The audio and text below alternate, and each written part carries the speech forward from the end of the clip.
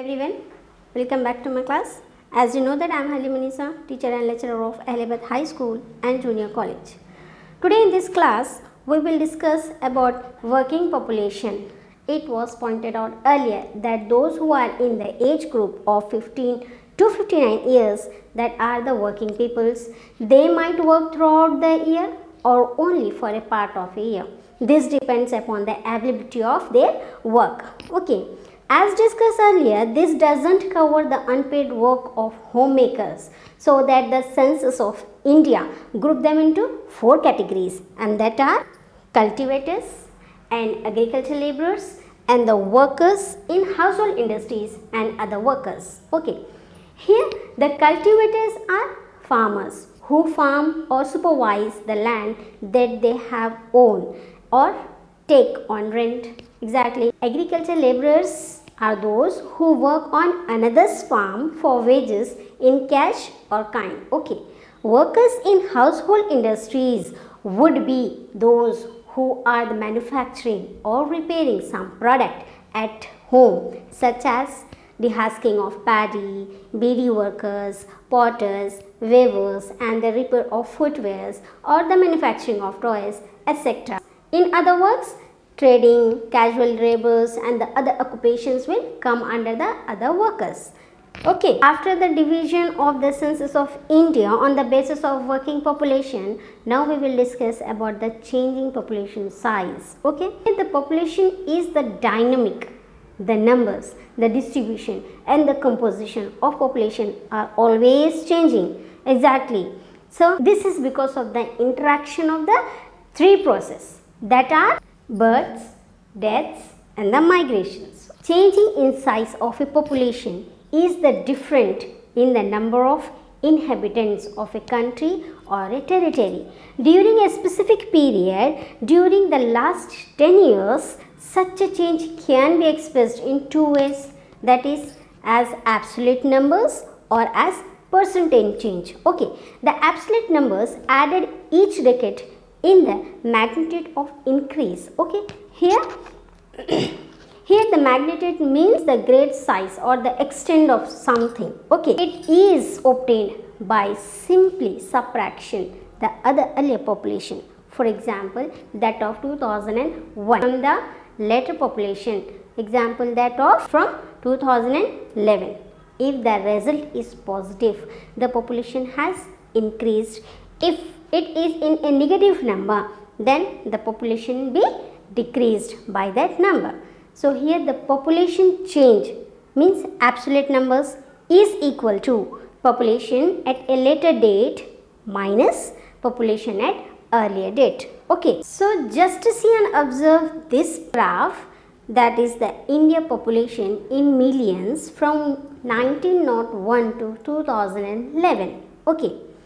Population change in place is equal to the number of births plus the number of in-migrants and the number of death plus the number of out-migrants. A positive number means the population has increased by that number, and a negative number means it shows that the population is decreased by that number. Okay. Assume for a moment that there is no migration. In order to calculate these increase, we examine the 2 rates. That is, first one is the birth rate. The birth rate is the number of live births per 1000% in a year. In 1992, the birth rate in India was 29. This means that for every 1000 people living in a country during that year, it's 29 live births took place. Getting?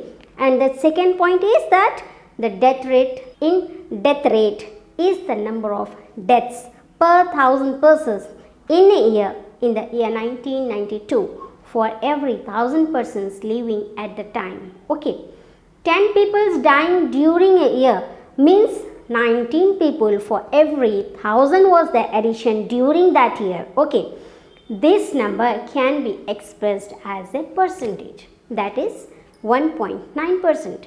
So, we say that the population growth rate was 1.9% for the year 1992. The rate or the pace of the population increase is important, very important, but it studies in percentage per annum. For example, that the rate of increase of 2% per annum means that in a given year there was an increase of 2% for every 100% in the base year. This is calculated year by year like a component interest.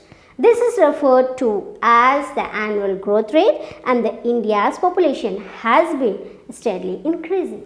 Exactly. For that, we need to look at both death rate and the birth rate. There has been a rapid decline in the death rate, but still the recent times the birth rate has not been decreased substantially. The period of 1901 to 21 is witnessed that the high death rates due to the famines, epidemics, and including the influenza epidemics of the 1918 that is estimated to have killed 15 million people. First thing from 1921 onwards, and especially the post-independence impact of famines declined because of the famine relief and movement of grain and ration shops and active public voice in a democracy. So similarly, the epidemics such as cholera, plague, and to some extent malaria also have been controlled. Okay. Polluted water, congested living, and the unclear garbage were the real cause of several diseases. These causes have to met with the better sanitation and the clean water and the nutrition, and the several steps have been initiated. Later on, the advances in medicine, especially the antibiotics and the vaccines, contributed to a better health care. Okay, compared to 1921, here the death rates fell rapidly. High birth rates along with the decline in the death rate led to higher rate of population growth. Exactly, if we control all that means here the population is very healthy and they are growing, so that the population growth will be increased automatically. Then why did the birth rate remain the high for such a long period? We will see. One set of reasons has to do with what was happening in the past. If in the overall population the percentage of young people is high, then coming years they would be grow up exactly and get married exactly and have children. Obviously the total number of such children added to each year would be the high, because we begin with a population with the large number of young peoples. So that the other reason in the number of children that couples wish to have, this is in turn to the related to how many children survive, what the social security people have, and the preference for a male child in the society. For example, how do we understand this trend? We use another concept called the fertility rate, total births per woman. Okay, here the total fertility rate is the number of children that are likely to be born to a woman if she were to live to the end of her childbearing years and bear children in accordance with the current patterns. If this declines, then we can say that couples are deciding to have a fewer children. Okay, the factors both within the family and outside were contributing to these decisions. So that examine this graph.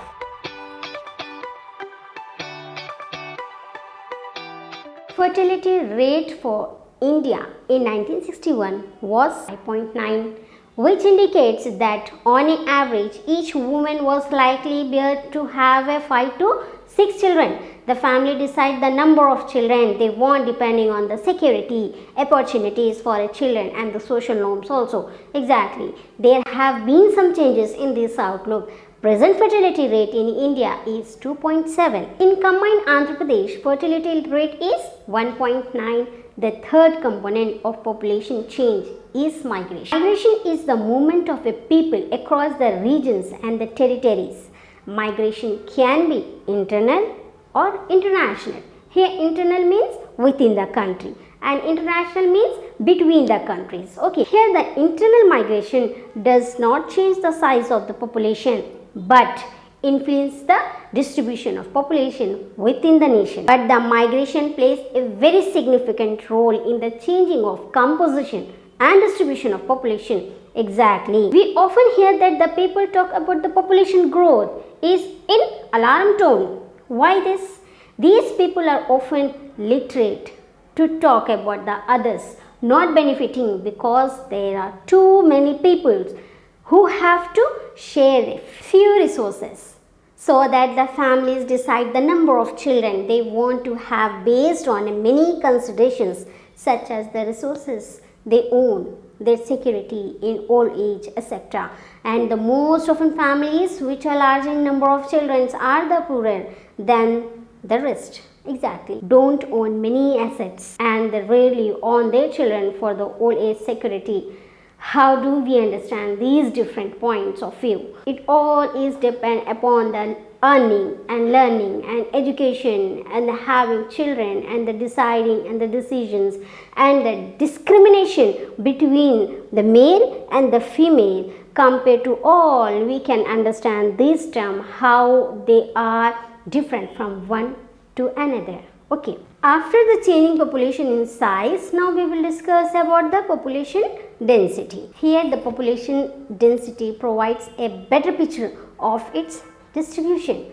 Population density is calculated as the number of persons per unit area. Okay. India is one of the most densely populated countries of the world. The population density of India in year 2011 was 382 persons per square kilometer. Densities vary from the 1102 persons per square kilometer in Bihar to only the 17 persons per square kilometer, whereas in Assam the most of the peninsula state have the moderate population density. Here the hilly and the deserted and the rocky nature, here the hilly and the rocky nature of the terrain, moderate to low rainfall, and the shallow and the less fertile soil have influenced the population densities in these areas. Exactly. The northern plains and the Kerala in the south have high to a very high population densities because of the flat plains with the fertile soil and the abundant rainfall. Here they identify the three states of the north plains with the high population densities. How does the density of population vary so much? We have to examine the history of the region, the terrain and the climate conditions to be able to understand these variations. Exactly. Even though the fertile land and the irrigation is able to support the larger population than before, the impact of each group is different, especially for small farmers and the landless laborers. So, have a look on this map, the population density of India at the district level. In this topic, the population, we come to know and we have understand the terms like population growth, population density, sex ratio, fertility rate and the population distribution and the consumption and the literacy rate and the population changing in size. All these things we have understand in this lesson. So by this we have completed our chapter 6, that is the population. Thank you.